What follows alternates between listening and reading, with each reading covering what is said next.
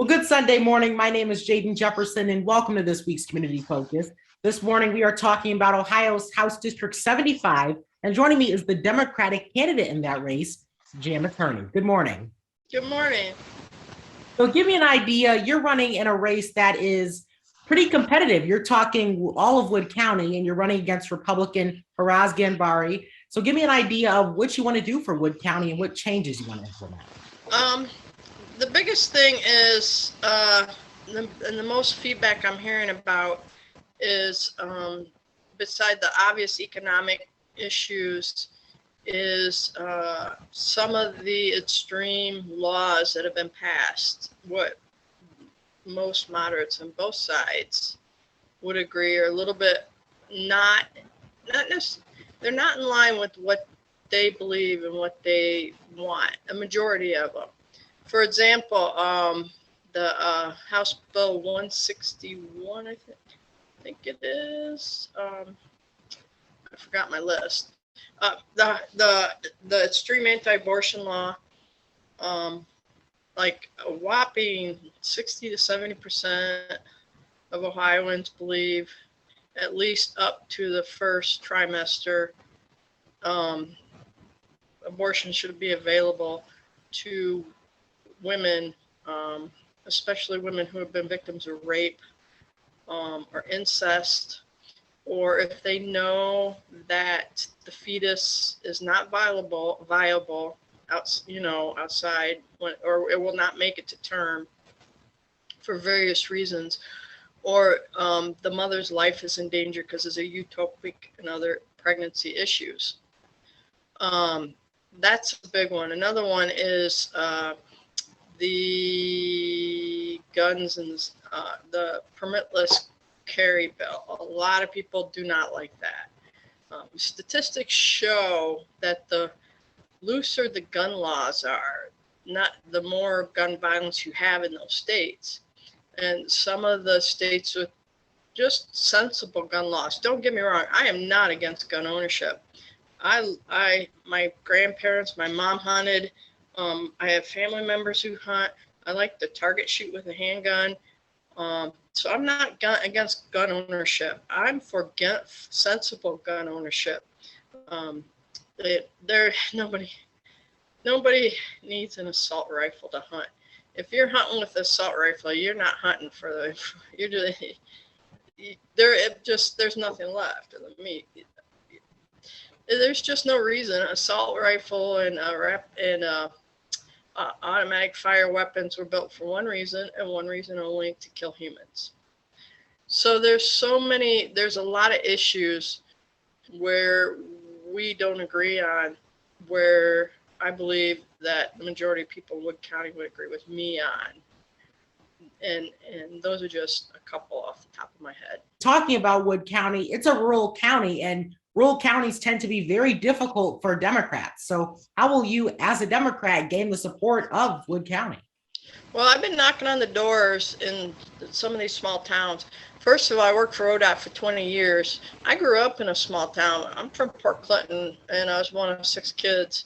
And Port Clinton wasn't as big as it is now. And I've been knocking on doors. I've been to Lucky. I've been to Grand Rapids. I have a few more on my list. But also, I have Perrysburg and Bowling Green, and that will help me a lot.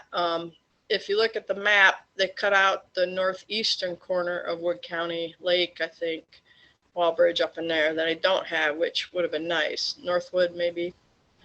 So that's my plan, is to hit the small towns, make people aware I don't want to take away their guns. I just want smart gun laws.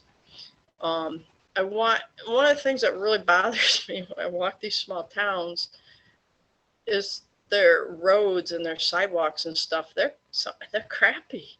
Some are really bad, and these small towns don't have the resources to take care of it.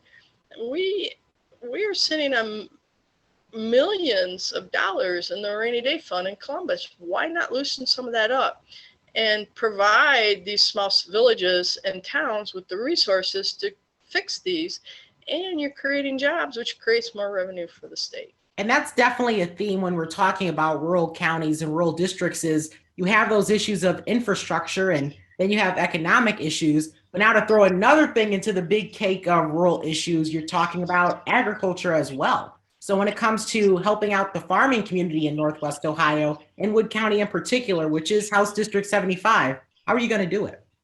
The farmers, they are subject to the whims of the economy like the rest of us, correct?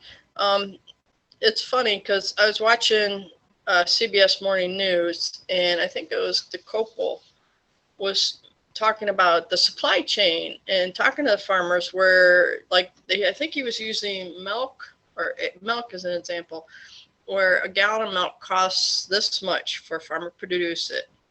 And then he ships it off to the grocery store and you're paying this much.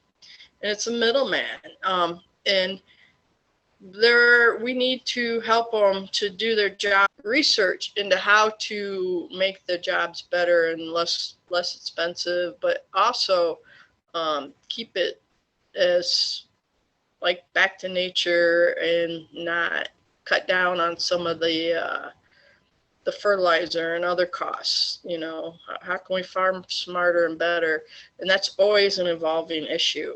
And you're right, we have a lot of farmers, and I have a lot of friends who farm. So, and those farmers are definitely seeing how things are changing around them when you're talking about economic development. I mean, Wood County has been really in the recent years seen some big economic development from First Solar to Levis Commons in Perrysburg, which is growing. So yeah. how do you continue to keep that progress going and push the needle forward on economic development in that district? We have a lot to offer. Our proximity, there's so many ways to answer this because there's so many things we have to offer.